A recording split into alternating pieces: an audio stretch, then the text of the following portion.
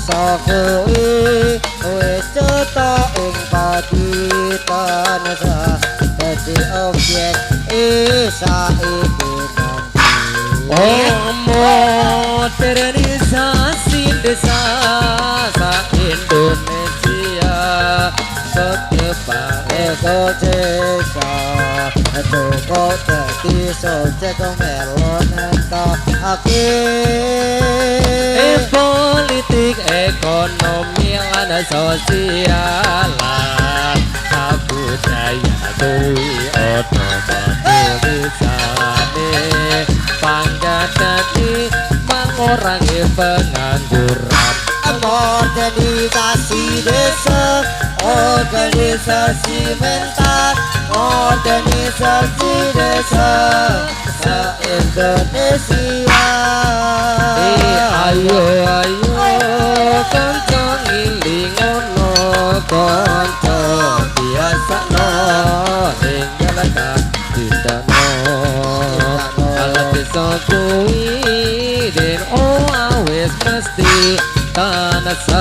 dadi objek saiki dadi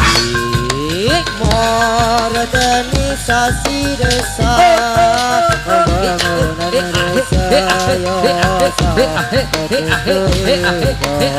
yo hajar terus Kang Aceh yo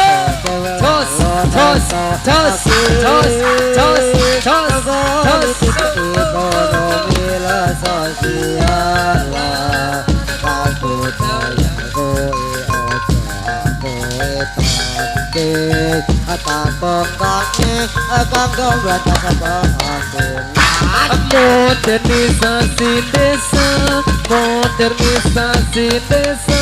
modernisasi desa se-Indonesia ayo kanca tilengono kanca biasana enggal kadindano alat desa kuwi cetha ing paditan dadi objek saiki modernisasi desa pembangunan desa ketata ekoito kau dadi subjek melon politik ekonomi lan sosial budaya atadongane kanggo bratas urbanisasi desa modernisasi desa se-Indonesia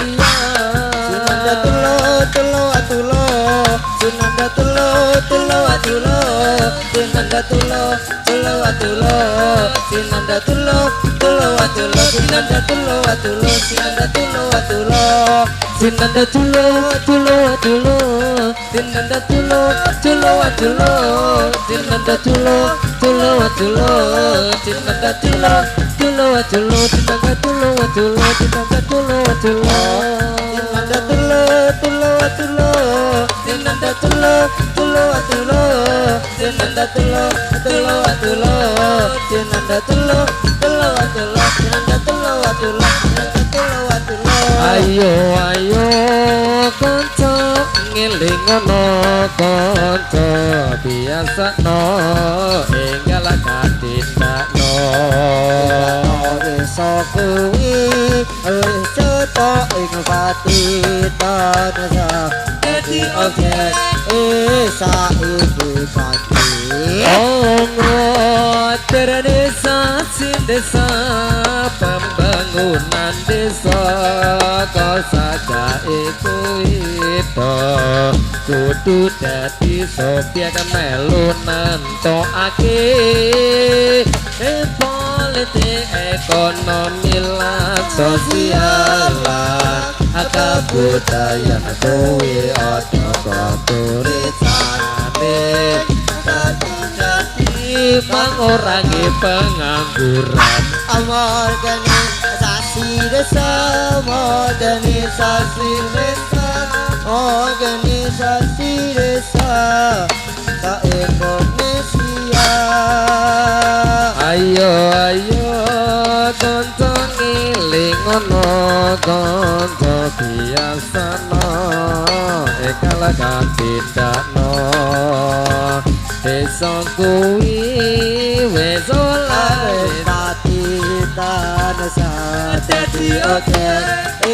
saiki ganti modernisasi desa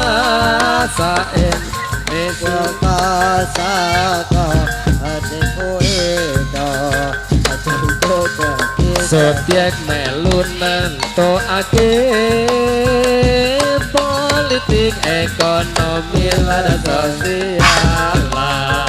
aku kowe tande tanggongi tanggo batas modernisasi desa modernisasi desa modernisasi desa sa Indonesia Sinanda tulo Sinanda tulo Sinanda tulo Sinanda tulo Sinanda tulo